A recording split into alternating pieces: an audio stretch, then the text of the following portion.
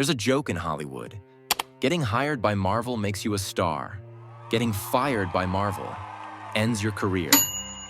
In the last 17 years, Marvel has fired 8 actors. Some deserved it, some didn't. But all of them learned the same lesson. You don't say no to Marvel. You don't challenge Marvel. And you never, ever make Marvel look bad. Because when Marvel fires you, they don't just take away a job.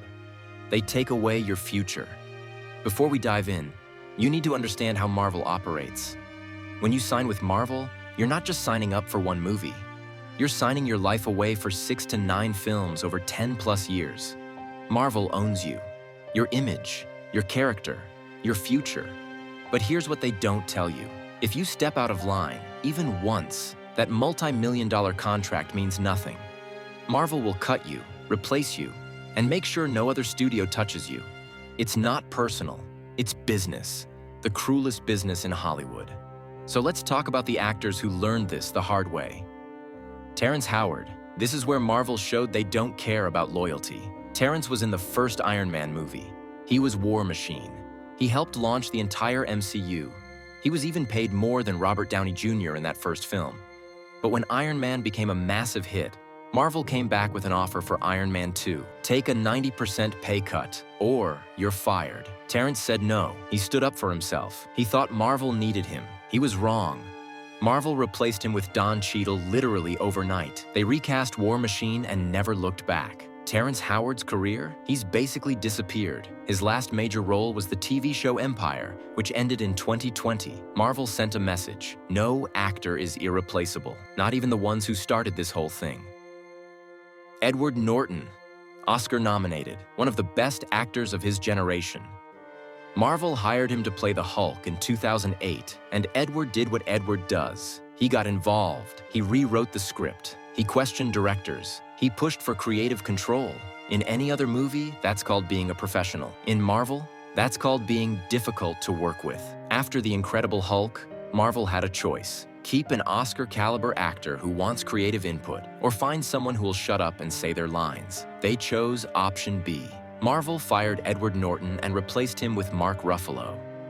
Their official statement? We need an actor who embodies the creativity and collaborative spirit of our other talented cast members. Translation: we need someone who does what we say. Edward Norton's response? He basically left blockbusters altogether. He does indie films now. Marvel didn't just fire him, they exiled him from the franchise he helped build.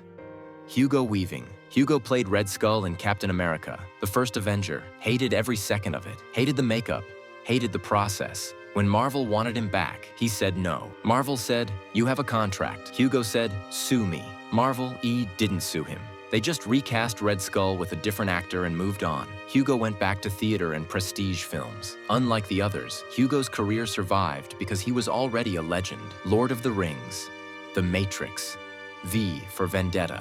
Marvel couldn't destroy him, but they tried. Catherine Langford. This one's just sad. Catherine from 13 Reasons Why was cast in Avengers Endgame as Tony Stark's grown daughter. She filmed her scenes. They were beautiful, emotional, perfect. Then Marvel test-screened the movie and decided her scenes were too confusing, so they cut her completely. She's not in the movie at all. Catherine didn't do anything wrong. She didn't break a contract. She didn't misbehave. Marvel just erased her. She got paid, sure, but imagine being told you were in the biggest movie ever made and then watching it, and you're not there. Marvel doesn't just fire people. Sometimes they hire you, use you, and throw you away. She's barely worked since.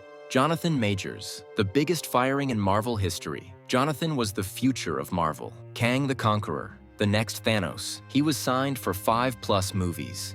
Millions and millions of dollars. Then, in March 2023, he was arrested on domestic violence charges. The trial was public, messy, devastating. In December 2023, Jonathan was found guilty of assault and harassment. Marvel fired him within hours. But here's the thing. Marvel didn't just fire Jonathan Majors. They erased Kang from existence. They scrapped Avengers, the Kang Dynasty completely, rewrote it as Avengers, Doomsday, changed the entire villain from Kang to Dr. Doom. Years of buildup, every post-credit scene, every tease in Loki, Ant-Man, everything. gone. Marvel spent $300+ million building toward Kang and threw it all away because of one actor. Jonathan Majors went from the center of the MCU to completely blacklisted in Hollywood. He hasn't worked since. He probably never will again. Marvel didn't just fire him, they obliterated him and rewrote history to pretend he never existed. That's power, terrifying power. Scarlett Johansson sued Disney for $50 million over Black Widow's streaming release. She won. They settled. But she'll never work for Marvel again. The Rock publicly feuded with the Fast and Furious franchise. Not Marvel, but same energy. Walked away from hundreds of millions, and he's thriving. Robert Downey Jr. had the power to negotiate because he was Iron Man. When he wanted $50 million for one movie, Marvel paid it, because without him, there was no MCU.